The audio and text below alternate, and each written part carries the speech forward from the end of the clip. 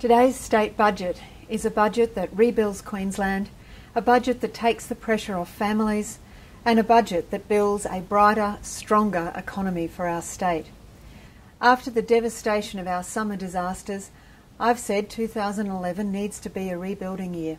That's why this budget allocates funds right across every region of Queensland for the massive reconstruction task we have, rebuilding roads, railways, bridges, schools and other public buildings.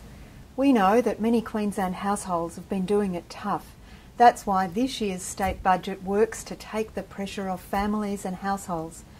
This year we will abolish from the 1st of July the community ambulance cover, currently paid through your electricity bills.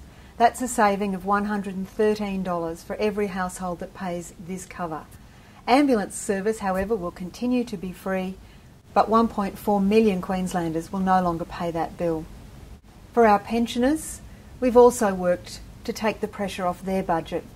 This year we'll see an increase in the pensioner subsidies for rates, water and electricity. We know that there are still many building companies finding it tough after the global financial crisis. That's why this year's budget will contain a new Queensland building boost of $10,000 for anybody buying a new home. The new Queensland building boost will mean some increases in some stamp duty for some home buyers, but nevertheless Queensland will continue to have the lowest stamp duty of all mainland states of Australia.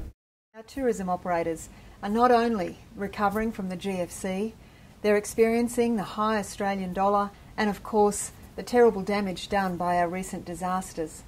That's why this year's budget will put a very big boost for the first time in many years into the money we use to attract major events here to Queensland.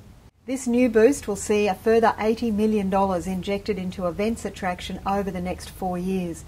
While we are determined this year to rebuild and reconstruct after our summer of disasters, we are just as determined to create a brighter and stronger future for the Queensland economy.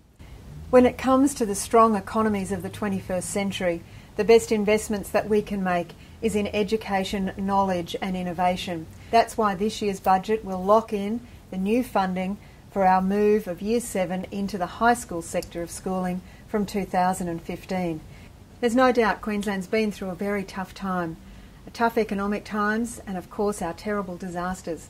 But I know that we're a state that gets back up again, and that's what you'll see in the forecasts for this year's budget. A very strong rate of economic growth in this financial year, close to 5%. What that means is that we will once again be the strongest economy in the country, outstripping the growth of every other state of Australia. That's a great opportunity and we're determined to grab it with both hands. The future is a very bright one and you'll see that reflected in this year's state budget for Queensland.